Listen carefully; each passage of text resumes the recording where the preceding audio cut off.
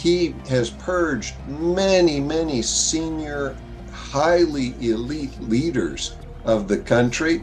They're furious at Kim. Behind the walls of North Korea's most secretive compounds lies a world almost no one has seen. It's a place where silence is enforced, loyalty is absolute, and fear is the price of survival. But one man who once stood closest to power has now broken that silence. His story pulls back the curtain on nights that defy the regime's public image, where loyalty meets luxury and duty collides with desire. What he witnessed inside those guarded gates wasn't just shocking. It was something the world was never meant to know. Life inside Unit 974. Serving in Unit 974 is not just a job. It is a lifetime sentence sealed by loyalty and secrecy. Each year, only a few hundred teenagers are plucked from the millions in North Korea, chosen with ruthless precision to protect the supreme leader. These boys come from perfectly vetted families, their lineages stretching back 3 generations, and they must demonstrate exceptional physical and mental traits. Meeting these strict criteria means they are deemed worthy of the supreme honor to serve the Kim dynasty directly. At just 17 years old, many are led to believe they are entering paradise, destined to witness greatness and make history. What they are never told is that once inducted into this elite force, they forfeit their freedom for 13 years.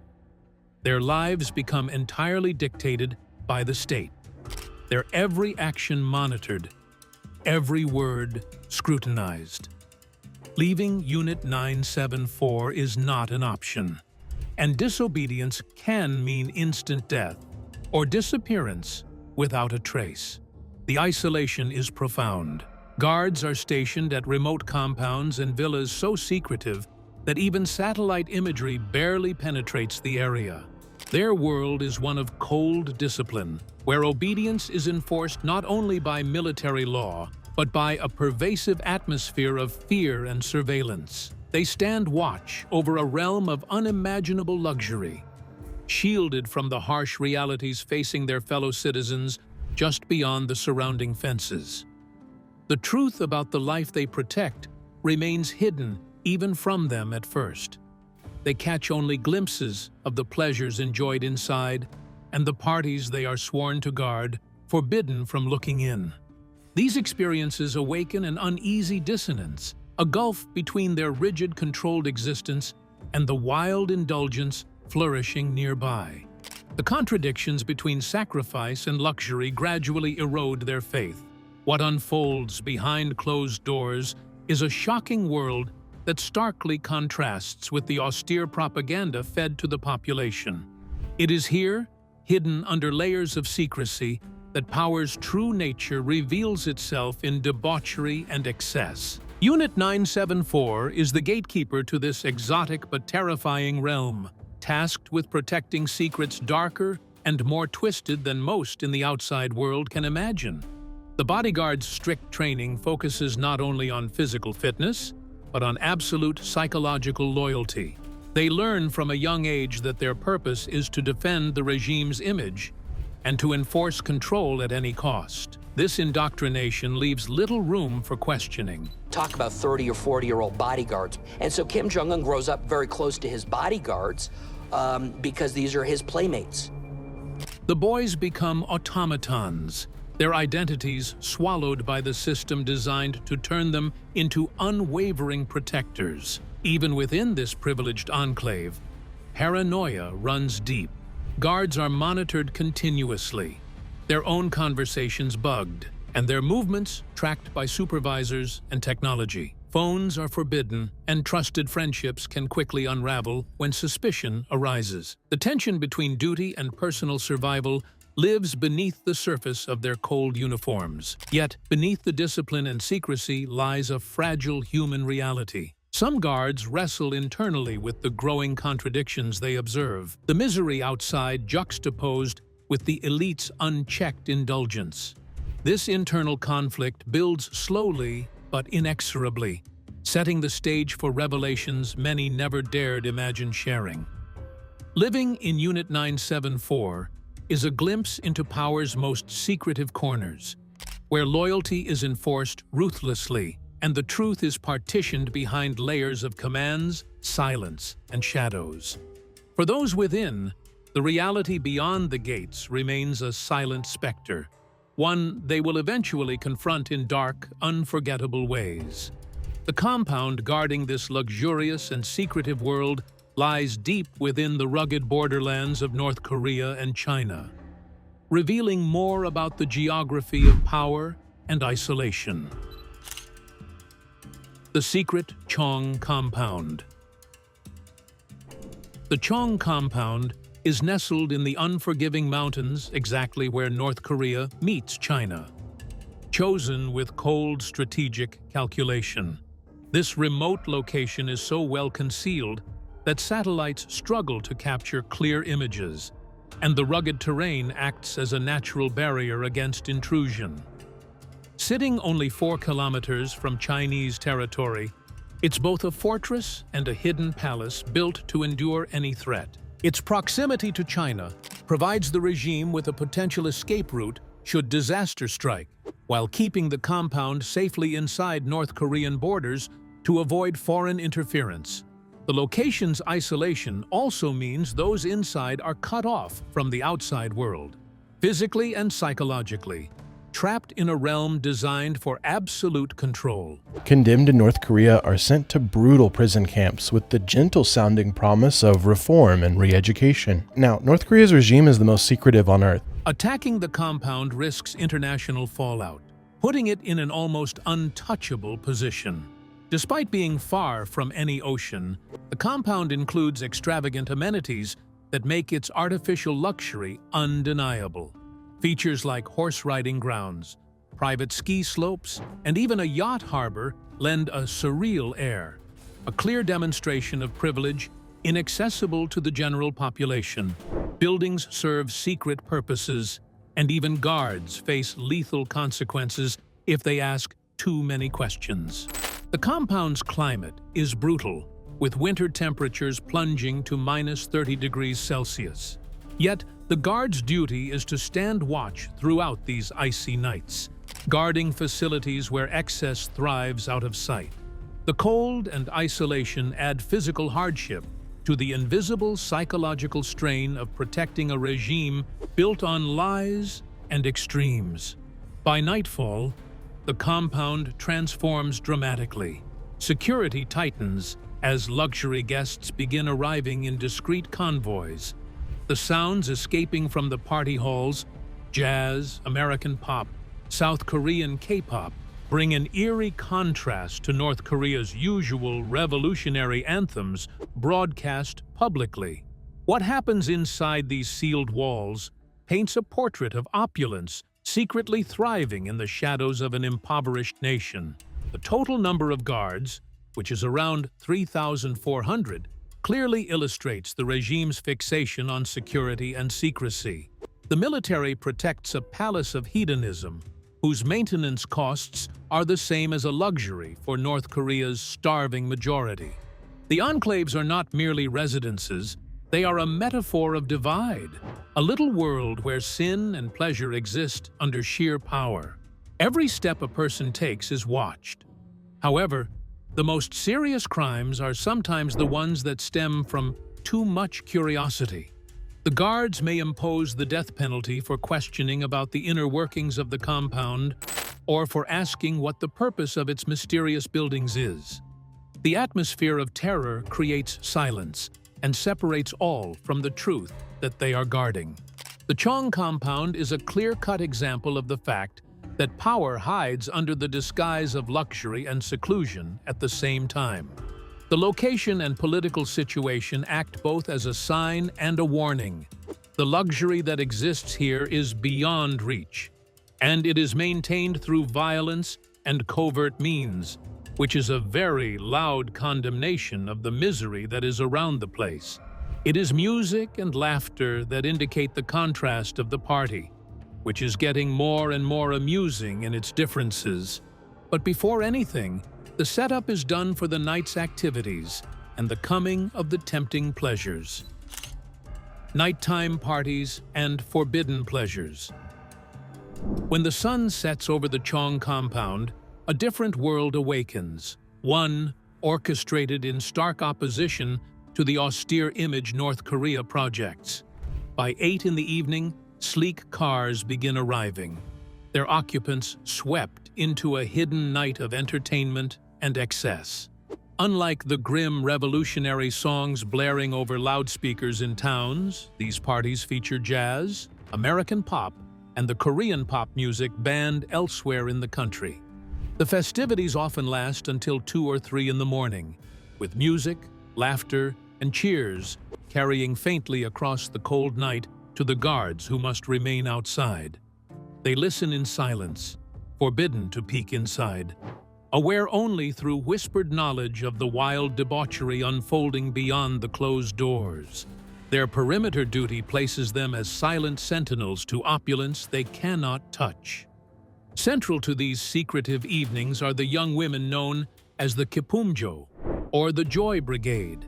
Selected from across the country for their striking beauty, these girls, mostly between 17 and 20 years old, are rounded up and transported in buses with blacked-out windows to serve as entertainers and companions. Official categories like dancers, singers, and masseuses mask the true nature of their role once the parties begin. Inside, clusters of 30 to 40 women are gathered to entertain small groups of the regime's most powerful men. Many of these women disappear at night and do not re-emerge until dawn, victims of a system that incarcerates them in luxury prisons where freedom is the one luxury denied. Their fates range from temporary amusement to years-long captivity, bound by a twisted pact of power and control. The banquet tables groan beneath delicacies unimaginable to the average North Korean. The finest lobsters flown in from Japan, rare French wines sold for tens of thousands of dollars a bottle, Russian caviar, Swiss chocolates, and American whiskey. This grandeur unfolds openly despite stringent international sanctions intended to choke off such supplies.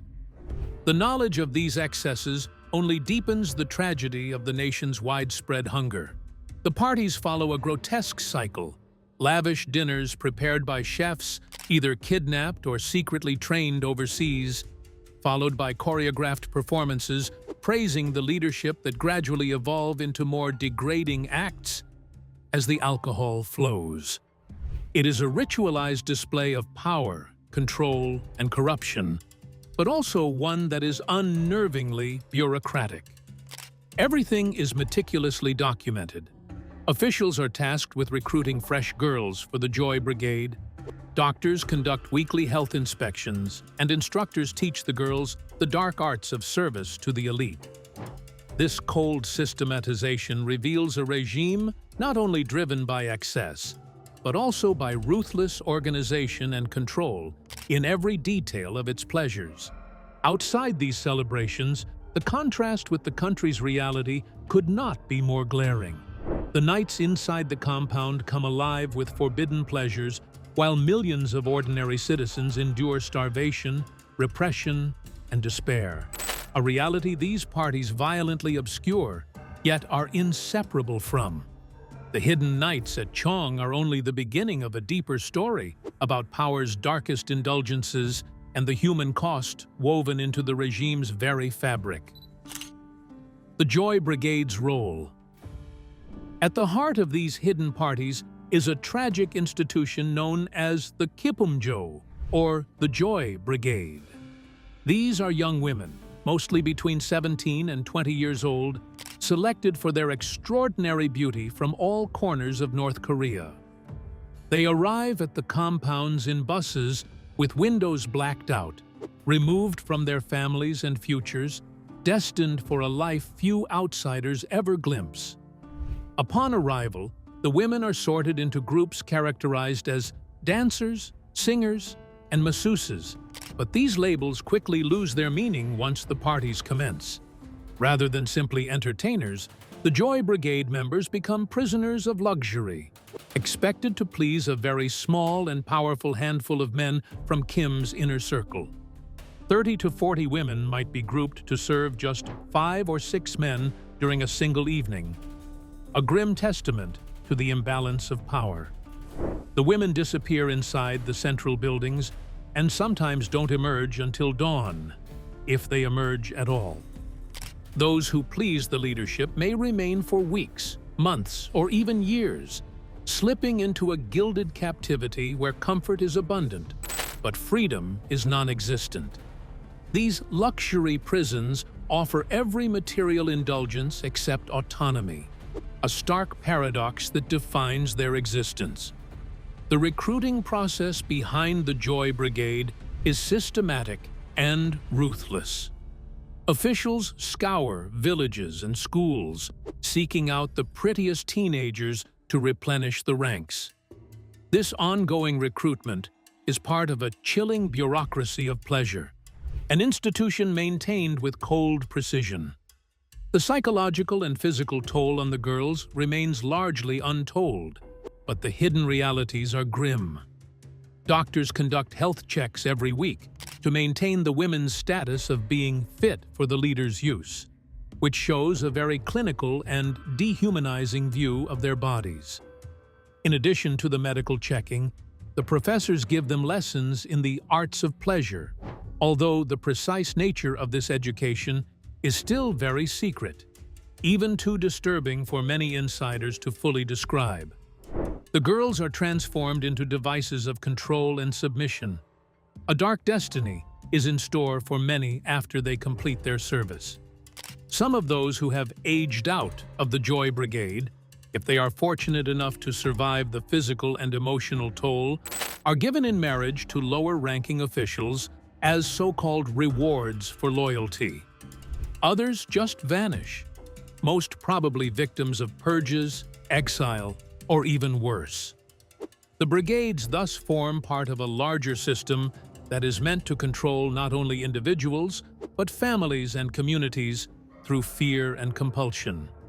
The power and captivity circle that encompasses the Joy Brigade makes their presence a harsh reminder of the very nature that complete power corrupts. Their tales, which are frequently quieted and relegated to the background, disclose the regime's dark side that treats young girls as property.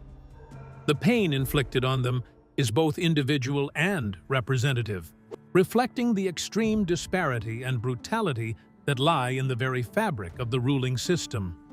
The compound is an eye-catching and appealing place as far as the regime is concerned, but the Joy Brigade's situation is a piercing representation of the oppression their lives are entangled with. The young girls are a living proof of the extravagant oppositions, privilege and violence, beauty and loss, that overarch Kim Jong-un's hidden world.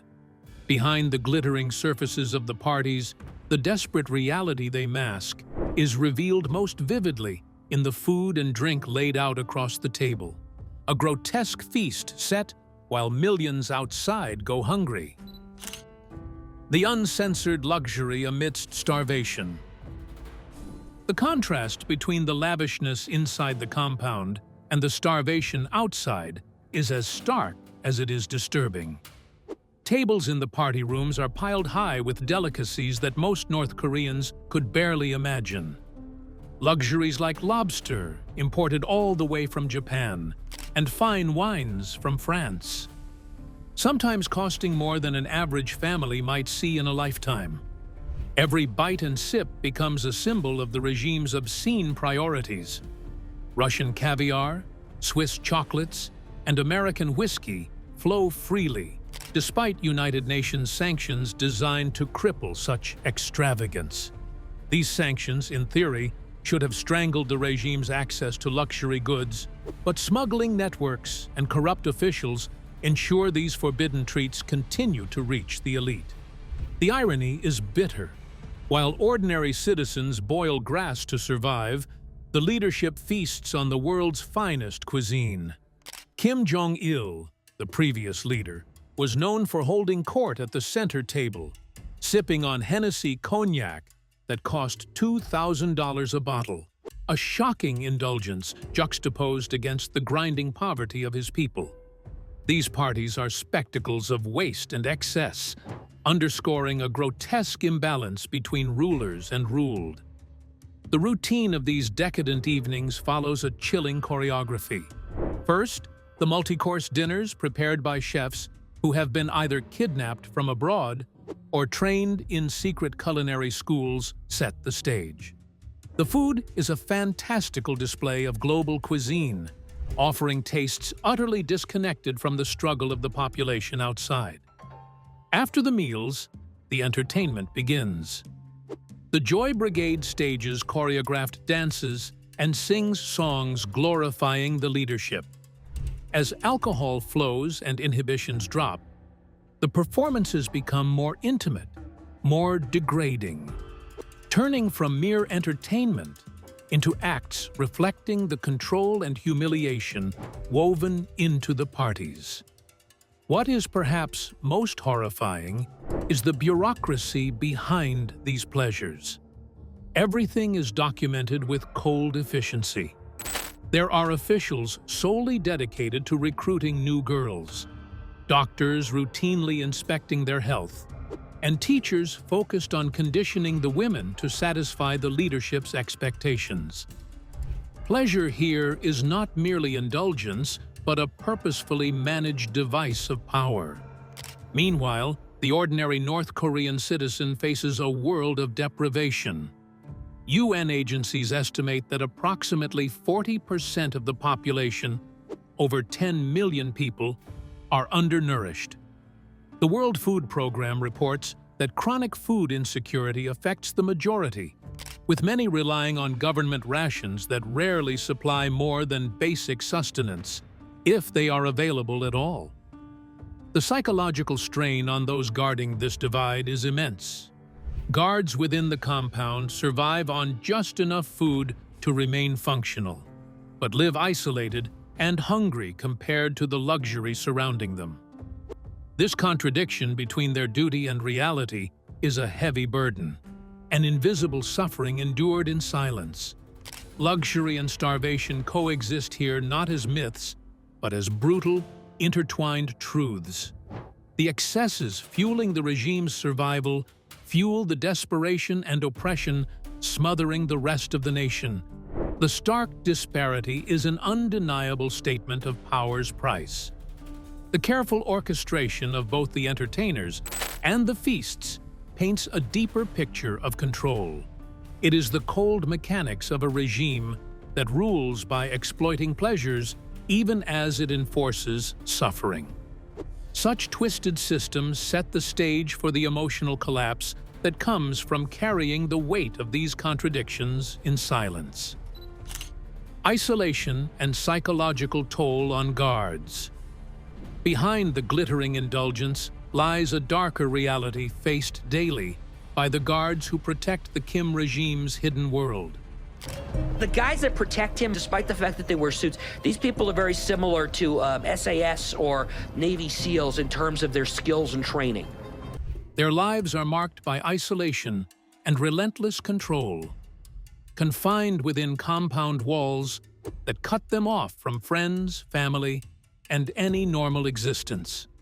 Though they stand near unimaginable wealth, their own conditions are harsh, living with just enough food and warmth to survive long shifts on icy nights.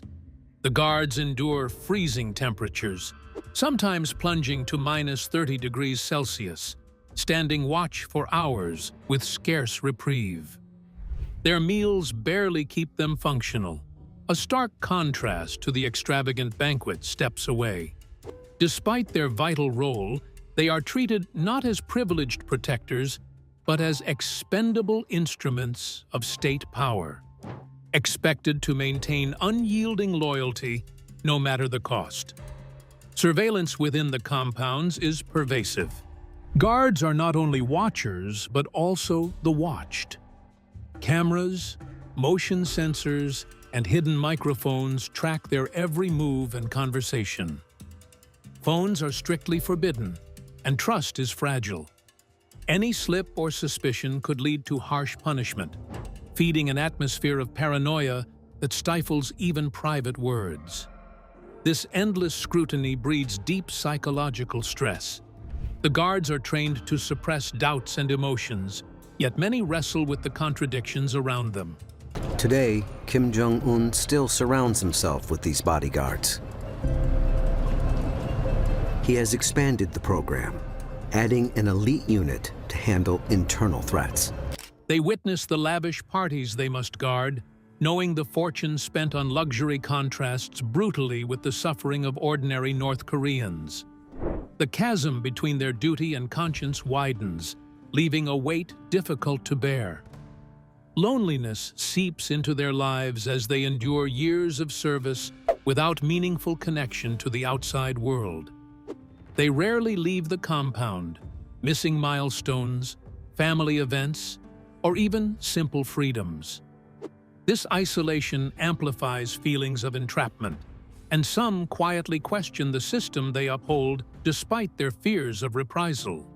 The ruling authority demands nothing less than total loyalty, but in return for its power, it only helps the population to survive. The guards are to be compensated with education, jobs, and social status. But the compensation is not very convincing in most cases. More and more people are being cast aside, and their long service and loyalty are neither acknowledged nor paid. And sometimes they are even punished for their family's situation that they could not help. So the betrayal only adds to the disillusionment. The guards in such an oppressive atmosphere are always living under psychological stress, since they are aware of a lot, but at the same time are not allowed to speak. Their position is such that they have to endorse a system of power that is both cruel and opulent. And this is the reason that some people feel so guilty and terrified that they just can't take it anymore. The invisible wounds that the cruel system has inflicted will still be present in the ex-supervisors for a long time, even when they have stopped wearing the uniforms. The chronicles of the patrollers constitute a miserable illustration of how autocratic regimes gradually corrupt the human spirit. They become nothing but shadows of the regimes they serve. Simultaneously, they are the ones who see, share, and bear all the diabolical practices that silence and torture the victims. Their torment is the echo of the great disaster that results from the exercise of brutal power devoid of any mercy or kindness. The whole context of absolute solitude interferes with contradictions, provides an ideal condition for personal breakdowns that are both disastrous and revealing of what the regime has to pay for its human resources, just like one ex-guard's life would be a painful example of this. The shattering moment of loss sparked a breaking point that few could anticipate, but many feared. Defection and fracture of faith. After 13 years of unwavering service, the facade of loyalty and belief shattered for the bodyguard known as Kang. His breaking point came not on some distant battlefield, but in a personal tragedy that exposed the regime's cruelty in stark relief. His wife died from tuberculosis, a disease entirely treatable but fatal in North Korea, simply because antibiotics and medical care were reserved exclusively for the elite. Kang helplessly watched her gasp for breath. Denied proper treatment while just steps away, champagne flowed freely inside parties where frivolity mocked suffering. The grotesque image of champagne poured onto the floor for amusement contrasted brutally with the death of a loved one, a symbolism too painful to ignore. This stark inequity cracked the hardened shell built by years of indoctrination. Despite 13 years marked by unquestioning obedience, Kang's hopes for a peaceful future were shattered when his application to join the State Security Department was rejected. The reason was a tragic irony. A distant relative, unknown to Kang, had been labeled a traitor decades earlier. 13 years of devotion were rendered meaningless by a bureaucratic mark on his family tree. This crushing betrayal plunged Chong into a psychological collapse. The lies he had believed, the sacrifices he had made, and the allegiance he had given all revealed themselves as part of an elaborate deception. The system that consumed his youth and conscience discarded him like refuse, exposing the brutal nature of loyalty conditioned under dictatorship. Faced with despair, Chong turned to a family member who had escaped to South Korea and who sent him a fortune of 2 million yuan through underground channels. Strange as it seemed, this money brought no relief. It only deepened his realization that the outside world's wealth and freedom were real, and that everything the regime claimed was false. This revelation ignited a spark of resistance. He began helping other families torn apart by borders and regimes reconnect with relatives who had fled. This dangerous work required secrecy, bribes, encrypted communication, and constant vigilance. The stakes were life and death, as showing even the smallest sign of dissent invited brutal retaliation. When a contact was arrested and tortured, Chong's name surfaced in the investigation. He knew that days, perhaps hours, remained before the secret police came for him. Faced with no alternatives, Chong chose defection, a perilous escape from a world of lies to a tenuous freedom across hostile borders. Crossing into China, Chong's journey was not one of triumphant courage, but of desperate survival. At times, he contemplated turning back to accept punishment, seeking any warmth over the cold unknown. Yet visions of his dying wife, the imprisoned girls of the Joy Brigade, and the guards still believing their suffering meant something pushed him forward. Now living under an assumed identity in South Korea, Chong remains haunted by the past and wary of the regime's reach. Speaking out threatens his life, but silence carries the unbearable weight of complicity. His story stands as a stark warning, a glimpse into a regime that continues to imprison souls while cloaked in lies. Legacy of secrecy and oppression. Despite the defection of insiders like Chong, the system that enables Kim Jong-un's secret parties continues to flourish, fortified by layers of surveillance and control. The compounds have expanded, becoming even more sophisticated with upgraded security technology, including cameras, motion detectors, and heat sensors. This ensures that everyone inside, whether guests, guards, or the Joy Brigade, is watched constantly, trapping them in a world of total monitoring and fear.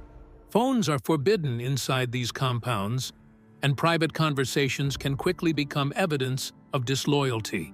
Hidden microphones and a wide network of informants create a climate where trust is impossible.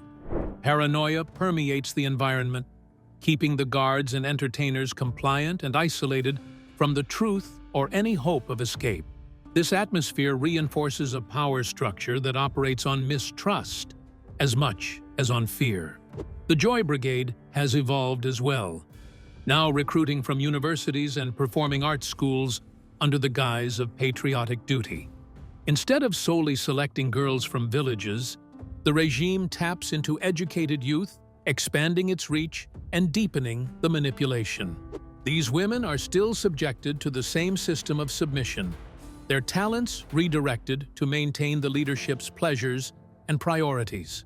Meanwhile, the regime's appetite for luxury and secrecy is unmatched. New compounds continue to be built, each more lavish and secure than the last. The unrelenting expansion of this hidden world starkly contrasts with the ongoing hardships facing most North Koreans. The food shortages, poverty, and oppression outside remain dire. This divide underscores the regime's priorities and its ruthless maintenance of power. These compounds are symbols of a perfected machine of oppression refined over 3 generations of dictatorship. The system turns human beings into slaves or monsters, eliminating any middle ground of freedom or dignity.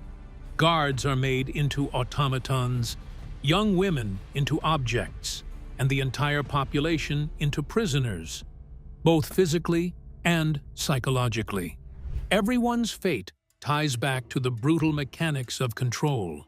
Kang's testimony does more than expose corruption. It reveals the devastating psychology of tyranny. It shows how absolute power, combined with secrecy, can warp society's morals and destroy individual lives. His words uncover a totalitarian system that operates quietly yet ruthlessly, impacting millions hidden behind an unbreakable veil of control. This regime survives through silence, fear, and deception. Speaking the truth is dangerous. The slayings of defectors serve as chilling warnings. Yet silence equals complicity. Kang's defiance stands as the opposite. A rare voice piercing the darkness, shedding light on a secret world few can imagine. Still, the system continues. Recruitment and suffering remain relentless. Teenagers stand guard through the freezing nights, protecting celebrations they'll never attend, still believing their sacrifices have meaning. Young women arrive in buses with blacked-out windows, trapped in a lavish captivity they cannot escape. The machinery of oppression moves forward, unrepentant and unbroken. In a nation built entirely on lies, truth itself becomes a weapon, one that endangers anyone who dares to wield it. The development of things like amusement parks, high-end restaurants, department stores, all of these things are also part of the Kim brand. It's designed to show his people that Kim is going to move the country forward. Kang's story reminds the world of the immense human cost hidden behind power's facade and the moral urgency of exposing it. The question lingers, echoing beyond borders and fear. How long can such a system endure when the truth refuses to stay buried? Kim Jong-un's secret parties reveal a regime built on extreme contrast, lavish excess amid widespread suffering. The guards, the Joy Brigade, and the millions starving outside are all caught in this ruthless machine. If you found this insight valuable, please like and subscribe for more stories that peel back the layers of secrecy shaping our world. And when you're done, watch the next video glowing on your screen. It uncovers what even his guards were never meant to see.